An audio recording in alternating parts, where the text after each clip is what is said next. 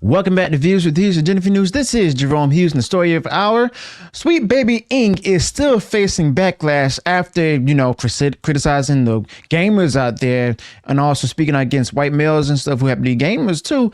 And now we see that the controversy is getting worse. So we're going to go ahead and jump right into it. So we all know what's been happening, that Sweet Baby Inc. has actually been saying a lot of things and stuff, and then there's also people from the company itself that says something about legendary Dragon Ball creator, and it's like, who recently passed away, by the way. And it's much sickening that now the backlash is getting even worse, and now they're looking to go to the mainstream media and have them to actually try to defend them and stuff. And then next thing you know, the mainstream media is also getting the same kind of heat. Okay, so Sweet Baby Inc., we all know there's a narrative consulting firm. I just call it a little brother to DEI firms and stuff. Might as well just call it DEI firm. So this DEI firm has become a focal point of controversy for its heavy emphasis on pushing diversity, equity, and inclusion, or otherwise known as DEI, narratives into video games. Okay, so this basically they're probably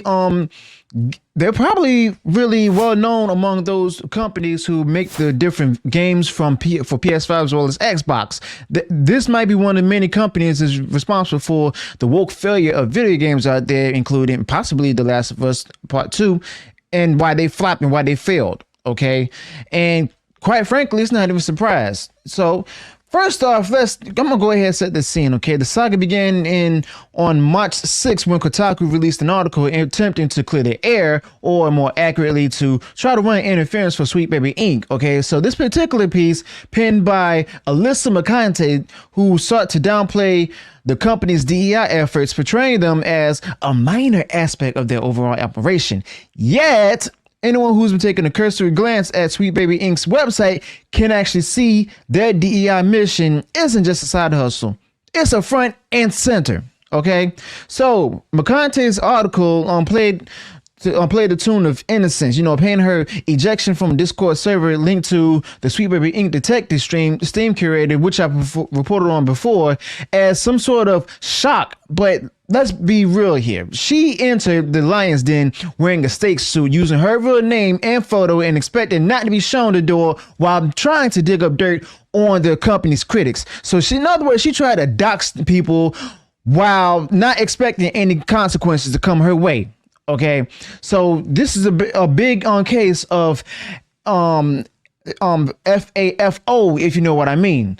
Now, following Kotaku's lead, giants like PC Gamer and The Guardian joined the chorus, each belittling the backlash as like nothing more than the grumblings of the internet basement dwellers, as they would put it.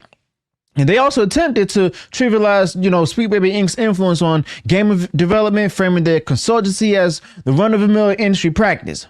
But even though they're dismissive tones, it was, clear that developers were not just listening to Sweet Baby Inc.'s advice, but actively implementing it. Okay, so the narrative then escalated with The Guardian trying to call on the industry to stand up against what they considered as far-right trolls, effectively painting Sweet Baby Inc. as a martyr fighting against the tide of gamer intolerance. Okay, now high-profile voices from studios like Insomniac Games and Bungie made their support for Sweet Baby Inc. public, insisting that any issues with the game content should be squarely addressed at the developers, not the consultants. Yet, this completely actually sidesteps the crux of the issue.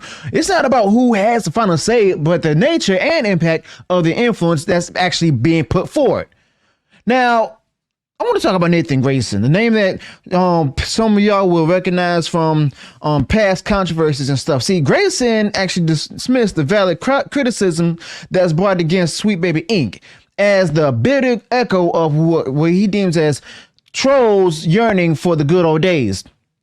Now, people, this is where the media's narrative begins to actually crumble. This is where it begins to fail. The defense mounted around Sweet Baby Inc.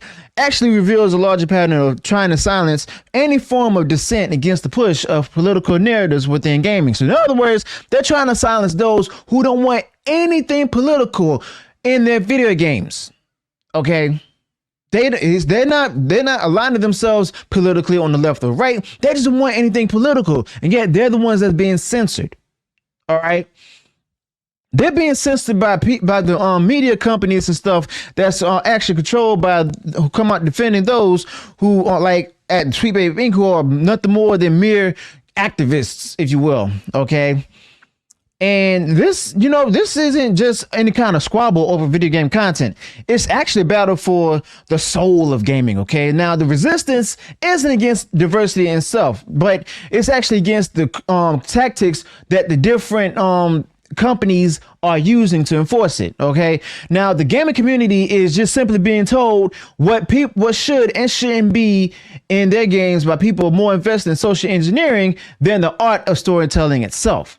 And as for many of those who are in the mainstream media, the woke mainstream media, well, they'll overt bias and refuse to acknowledge the legitimate concerns of gamers have only made the chasm even wider and between the press and the public. Okay, basically, it's building a bigger mistrust from those of us who's actually reading their articles, watching their news stories, and it's like we're no longer trying to we're no longer supporting it.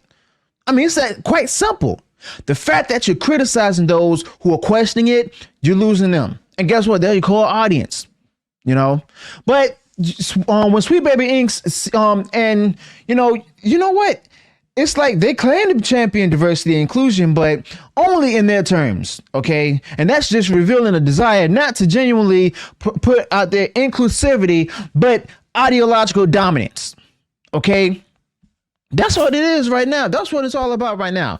Ideological dominance, where they want their values, their beliefs, their political ideologies out there on the forefront just to go ahead and be the sole topic. Okay, the sole topic, and exclude all other different opinions out there. But the thing is, with gamers and out there, they don't have any political opinions. It's that simple. They're simply telling you that, I don't necessarily, they're not telling you I don't agree with what you're putting out there and everything. No, that's not what they're saying. They're simply putting out there they don't want anything political, whether it's from the left, whether it's from the right. They don't want anything political. They just simply want entertainment. That's it. They want good storytelling. That's it. Now, the CEO of Sweet Baby Inc., as y'all see here in the picture, talks openly about taking over the industry, and it's a clear declaration of her broader ambitions. Her surprise at the backlash, well, the company's surprise at the backlash and everything, whether feigned or genuine, it's actually showing a big disconnect with the gaming community. Now, the media's attempts to try to gaslight the gamers into thinking there's nothing to see here have actually backfired, laying bare their agenda. Now, the whole, debacle has turned into a big farce that highlights the profound disconnect between games, journalism, and the broader gaming community, okay? And the disdain for the game journalists is at an all-time high, with their desperate clutching at straws only serving to underscore their increasing irrelevance. Okay, so what does this actually mean for the gaming community? Basically, it's a wake-up call right now. It's also a reminder that we as a fandom, whether it be games, comics, or even movies, we got to stand vigilant against those who will try to dictate the content of the games and the movies and all that we love under the guise of inclusivity. It's about preserving the integrity of gaming as an art form, free from all different external pressures and ideological impositions. So let me just say this here. The future of gaming should be determined by the creativity of developers and the desires of the community, not by consulting firms or media outlets trying to push a particular political agenda. Okay? So let's go ahead and keep the conversation going. Let me know your thoughts about this in the comments below. Also, be sure to include any additional thoughts behind this. And also, if you enjoyed what I shared in this video, go ahead and smash the like button, share far wide across social media. Okay? Thank you all for joining me. And until then, peace.